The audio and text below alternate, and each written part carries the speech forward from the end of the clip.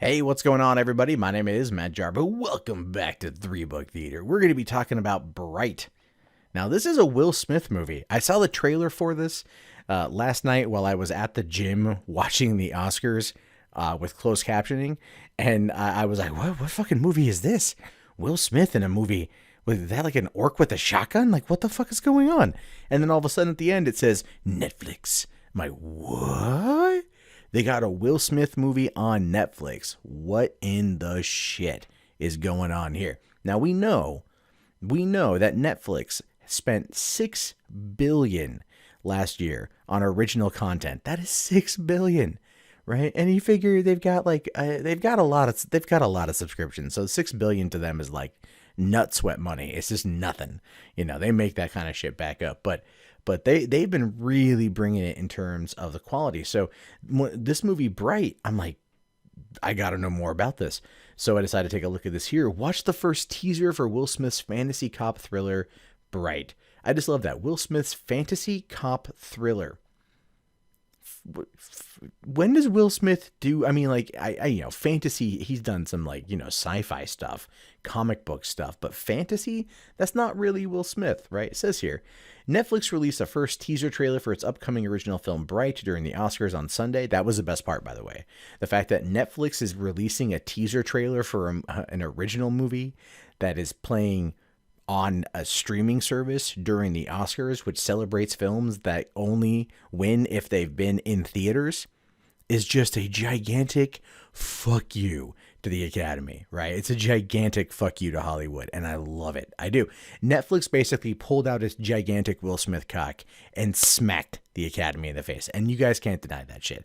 Them running an ad like that is a fuck you, and it's awesome because it shows you where the market's going. It shows you where things are going, where things have been.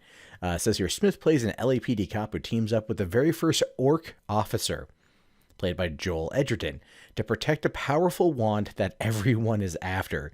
Noomi Rapace, Edgar Ramirez, Ike Barinholtz, and Kenneth Choi also star in the film. Okay, let's just unpack this for a second.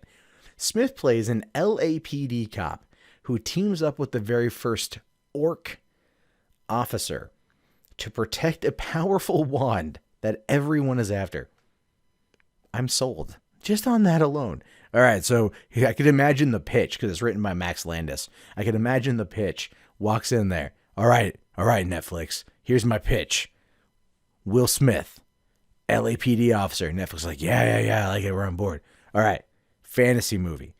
Okay, teams up with an orc. I'm talking fucking Lord of the Rings, World of Warcraft orc. And they're going to protect a powerful wand that a lot of bad dudes are after, right? Bad hombres are after this wand. What's the wand do? I don't know yet. It's going to do some shit. But Will Smith has got to protect it. And they're like, fucking sold. Seriously. But look at this here. Okay. It's also directed by David Ayer. All right. David Ayer directed this movie for Netflix. This is his first film coming off of Suicide Squad, right? Like one of the biggest films of the year, an Oscar-winning film, surprisingly, and now he's coming on from doing a big studio movie to doing a movie for Netflix. Okay, and it's written by Max Landis. The thriller is set in a new world where humans live alongside mythical creatures. Fantasy has become reality, Netflix tweeted on Sunday along with the video. See, there we go. That's cool. A new world where humans live alongside mythical creatures. There's one thing I will argue that Max Landis is quite good at doing. That is blending genres, right? And kind of like remixing old stories into something new. Like Chronicle was kind of a take on Akira. I don't think you can really like argue that, or at least the last like act of the movie. There was that whole fight scene in downtown Seattle. You could have just replaced everything they said with Akira Ganado. You could have just done that and it would have been perfectly fine and still awesome. But definitely he's good at that. Like American Ultra, kind of playing the stoner comedy mixed with a CIA asset. You know what I mean? Like things like that. Like he's good at blending these genres together. And I don't agree with everything Max Landis says on his Twitter or how he is as a person, but I do like the guy's work. It says here, the 30-second teaser opens with Smith driving around the city, which resembles a police state, in his police cruiser to the tune of Woody Guthrie's This Land Is Your Land. The clip then cuts to several fantastical figures, including Rapace. Later shows Smith holding a rusty sword I'm assuming this doesn't end well, he says as the teaser ends. That's it. Because that was the whole thing too. I'm at the gym and I'm watching. I'm like, oh, Will Smith. All right, cool. And then I look over and I'm like, what the fuck is that? And then he pulls out a goddamn sword. I'm all like, wait, is this a trailer for like the King Arthur movie? Like, is Will Smith in this goddamn fucking thing? Oh my God, is Will Smith Lancelot? You know? And I'm like sweating my ass off on the gym and making that joke to myself because clearly no one else around would have got it. And I just would have looked fucking weird.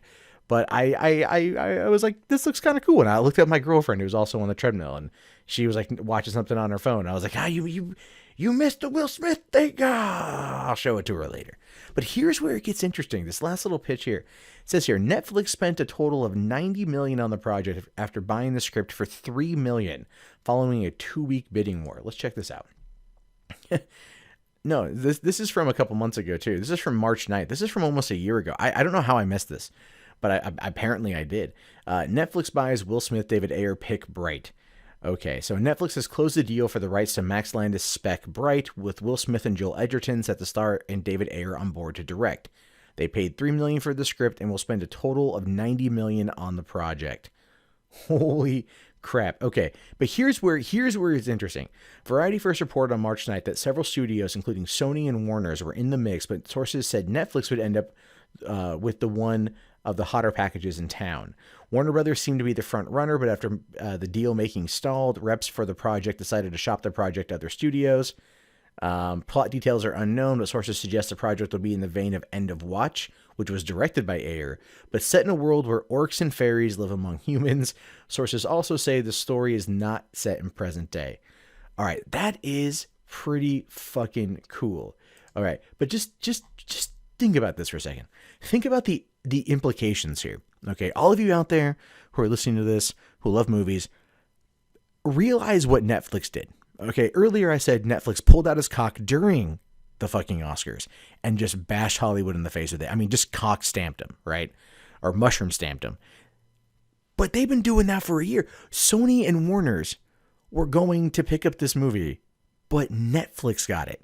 Now, here's why. For one, Sony is in dire straits when it comes to their movies. Ghostbusters was their big tentpole film for 2016. It flopped hardcore with good fucking reason. Warner's hasn't had necessarily the success that it feels it's entitled to. Batman v Superman still pulled in over $800 million worldwide. It didn't hit $1 billion, probably because it should have released the extended cut and not that god-awful theatrical.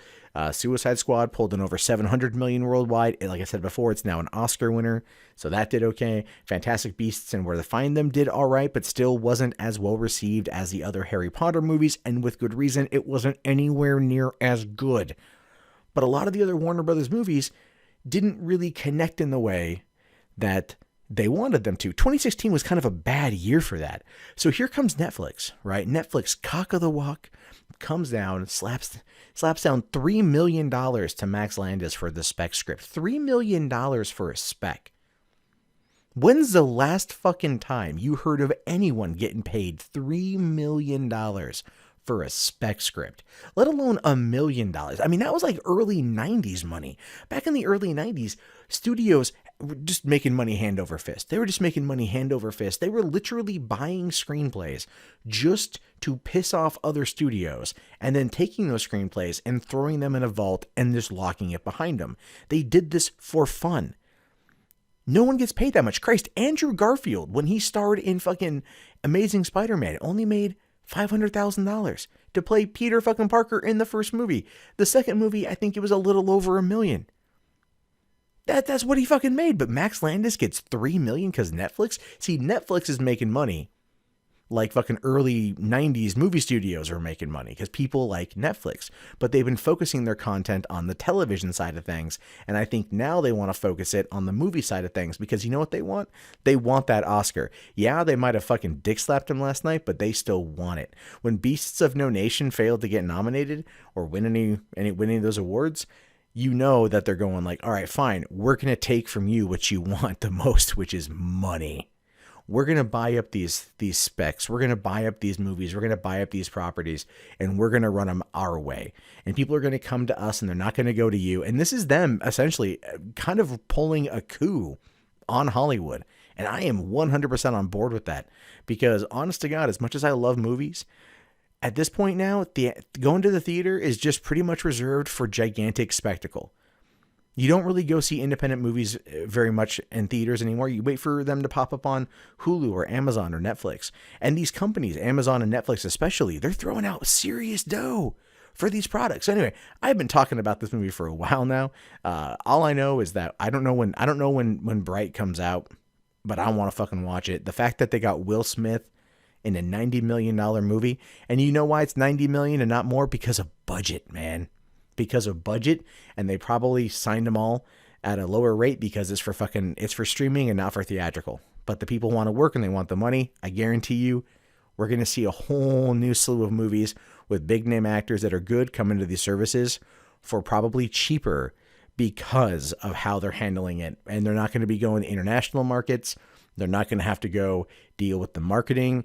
They're going to save a lot of money, and we're going to probably, hopefully, maybe, I don't want to get everyone's hopes up. I think I'm a little overexcited, but we're hopefully going to see better movies as a fucking result. And if they start fucking with the studio system, then the studio system will have no choice but to bring their goddamn A game and to let them do this shit right. Because here's the thing, just real quick, David Ayer, Suicide Squad. He wrote it and he directed it. People gave it shit for the story overall. Well, he only had 6 weeks to write it. He's a great director, so I really want to see what he did here. And Landis is a good writer, so I'm excited for Bright.